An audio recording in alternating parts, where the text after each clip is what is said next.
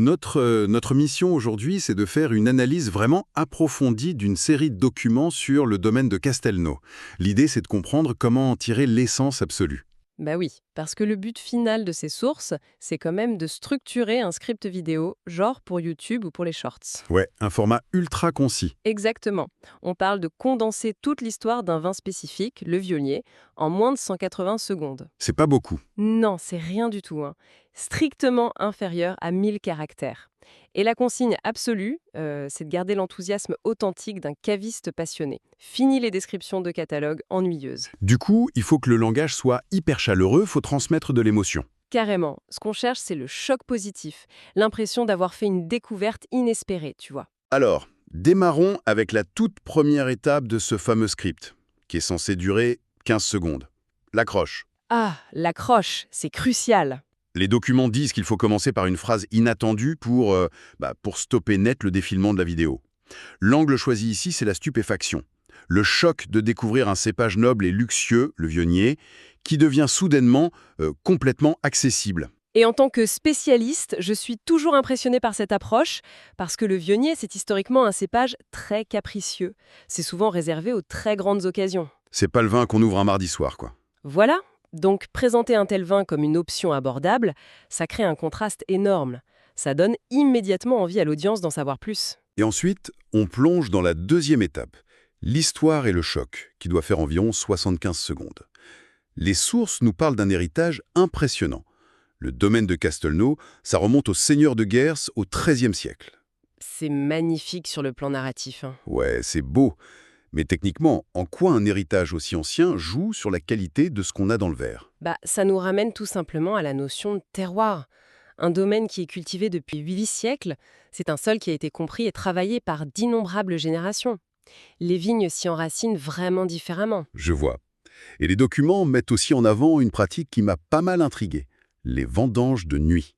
Ah oui, ça c'est fascinant. Parce qu'on s'imagine toujours les vendanges sous un grand soleil avec la chaleur du sud. Pourquoi ils vont récolter les grappes dans l'obscurité à des températures super basses? En fait, c'est une question de chimie fondamentale. Si on récolte en pleine journée, sous la chaleur, les raisins sont exposés à une oxydation super rapide. Ça peut même déclencher une fermentation prématurée avant d'arriver au chai. Ah, ça gâche tout. Exactement. Le froid nocturne, lui, il va figer et verrouiller les composés aromatiques volatiles du fruit. C'est une méthode qui est très exigeante, mais qui s'inscrit dans un respect total de la nature.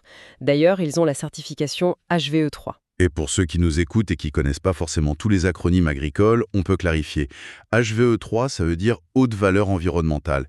Et c'est le niveau de certification le plus élevé en France. Tout à fait. Ça garantit des pratiques qui respectent vraiment l'écosystème, avec une excellente gestion de l'eau et la préservation de la biodiversité. C'est un argument en or pour un public soucieux de l'écologie. Bon, passons à la troisième étape du script, le charme sensoriel et les accords mets-vins. Encore 75 secondes. Les notes de dégustation décrivent une véritable explosion en bouche.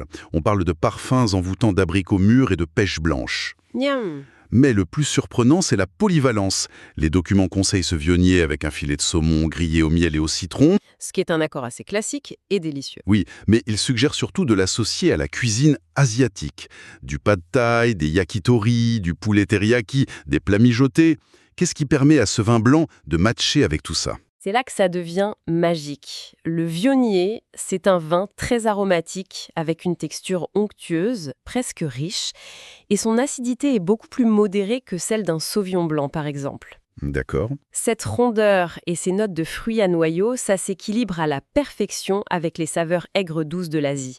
Le salé de la sauce soja, la touche de tamarin ou de cacahuète d'un pad thaï, les arômes s'épousent sans se combattre. C'est une synergie hyper inattendue. Par contre, les notes précisent un détail technique crucial pour pas tout gâcher. Il faut le servir entre 10 et 12 degrés Celsius. Un froid excessif, genre un frigo réglé à 4 degrés, ça viendrait littéralement casser et anesthésier les arômes de pêche et d'abricot. C'est la pire erreur à faire, mais si c'est bien respecté, c'est parfait. Et pour clôturer, notre script vidéo, l'étape 4, c'est l'appel à l'action. 15 petites secondes. L'invitation dynamique. C'est ça, on invite l'audience, avec beaucoup d'enthousiasme, à découvrir cette pépite en cliquant sur le lien dans le profil. Faut transformer cet intérêt en véritable expérience gustative. C'est vraiment un exercice captivant de voir comment on peut condenser autant de savoir-faire agricole dans un format aussi court et percutant. Absolument. Et quand on prend un peu de recul sur toutes ces informations, il y a une réflexion finale assez fascinante qui s'impose. Laquelle? Comment est-ce qu'une simple grappe de raisin, qui est récoltée dans l'obscurité glaciale et silencieuse de la nuit, peut au final apporter autant de lumière et réinventer totalement un repas du quotidien? Ça laisse songeur.